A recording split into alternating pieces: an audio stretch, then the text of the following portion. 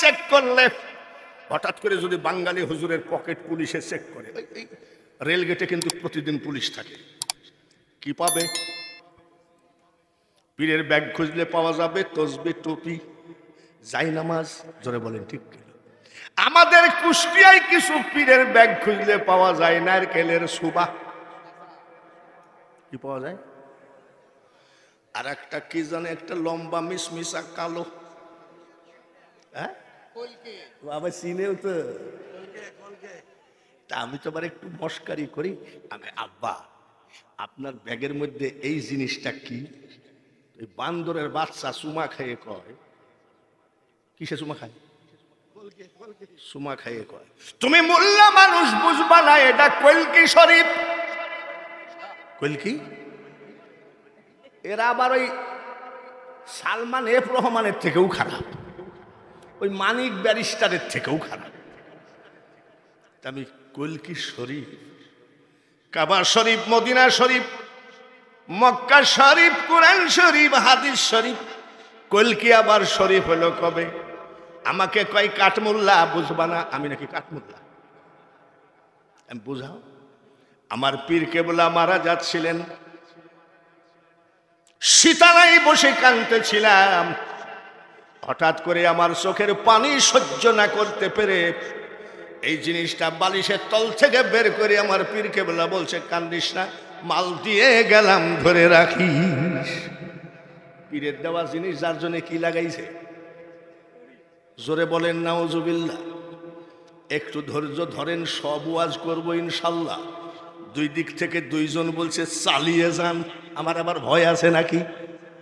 বাইরে আমার খবরদার, নবীজি নামাজ নাই, রোজা নাই, ওযু নাই, কালাম নাই, আর সে যদি গান গায় রহমাতাল লিল আলামিন, ও জীবনে মসজিদ চিনে না, যাই নামাজ আর বাড়ির ভিতরে পুলিশ দিয়ে চেক করলেও নাই, আবার গান গায় রহমাতাল লিল আলামিন, তুমি উম্মতের জাবিন, তুমি আমার নির্ধনী আর ধন, দয়ার নবী, নূরের নবী গো, তুমি নবী আমার জীবনের জীবন।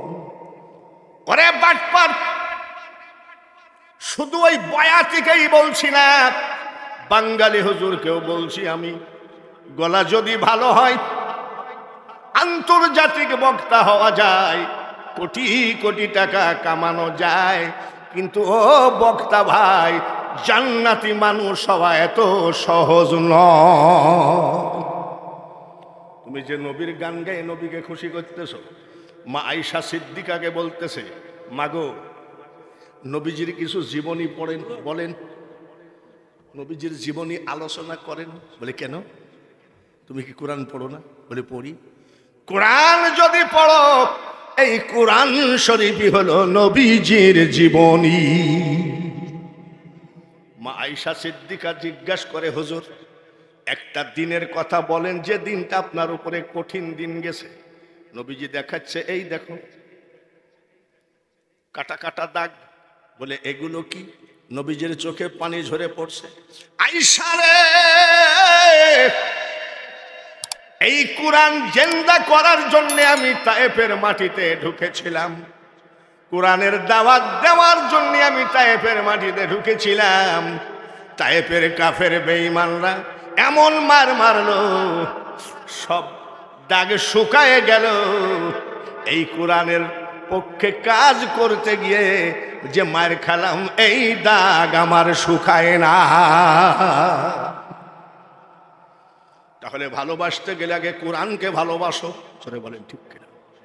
যে কোরআনের জন্যে দয়ার নবীজি উহুদের মাটিতে দাঁত ভাঙলো, তায়েফে পাথর খাইলো,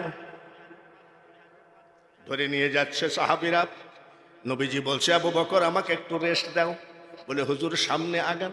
বলে আমি হাঁটতে পারছি না, হুজুর সামনে আগান। ভালোবাসা কাকে বলে জানোয়ার? নামাজ নাই, রোজা নাই, নবীজির শানে গান গেলেই ভালোবাসা হয় না। ছোট ছোট দুধের শিশুরা বাড়ি ছেড়ে চলে যাচ্ছে। মা জননী জিজ্ঞাসা করে, ছেলেরা রে, কানতে কানতে কই যাস? ছোট ছোট ছেলেরা বলে, মা দোয়া করো, আমার দয়ার নবী এই কোরআনের জন্য উহুদের কাফেররা মেরে ফেলেছে। যেই দেশে কোরআনের দাওয়াত দিতে আমার নবী মারা যায়, আমরাও নবীজির সঙ্গে সবাই শহীদ হতে চাই। এর নাম ভালোবাসা।